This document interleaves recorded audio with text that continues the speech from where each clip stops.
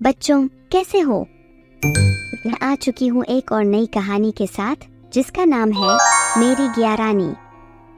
कहानी शुरू करने से पहले तुम जल्दी से मेरे चैनल को सब्सक्राइब कर लो, तो तुम हर रोज मेरी कहानियाँ सुन सकोगे। तो चलो कहानी शुरू करते हैं।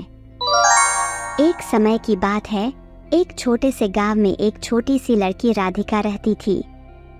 राधिका के पास एक प्यारी सी गाय थी जिसका नाम था गौरी।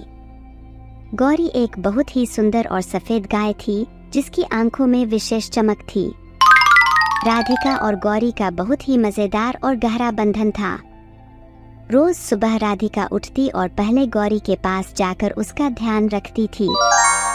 गौरी भी राधिका को बहुत प्यार से देखती थी और उसके साथ खेतों में चलने का मजा लेती थी।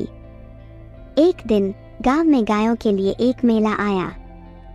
इस मेले में सभी गांव वाले अपनी गायों को लेकर आए थे। गौरी भी राधिका के साथ मेले में पहुंची। मेले में बहुत सारे लोग गायों को देखने और उनकी कल्पना करने में लगे रहते थे। अचानक एक आदमी ने गौरी को देखकर कहा, यह तो सबसे सुंदर गाय है, इसे मेरी गियारानी कहा जाए। राधिका और गौरी को यह सुनकर बहुत खुशी हुई। गौरी अब गांव की सबसे प्रमुख गाय बन गई थी। मेले के बाद गौरी और राधिका अपने खेतों की देखभाल करने लौट आईं। गौरी ने मेले में अपना स्वभाव बनाए रखते हुए और राधिका के साथ मिलकर काम किया। वह दोनों बहुत खुश और संतुष्ट रहते थे।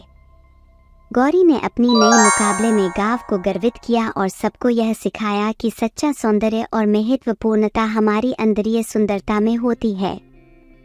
मेरी गियारानी बनकर गौरी ने न शिविरों में मेहनत की बहाई बल्कि सबको एक नई दृष्टिकोण भी सिखाया।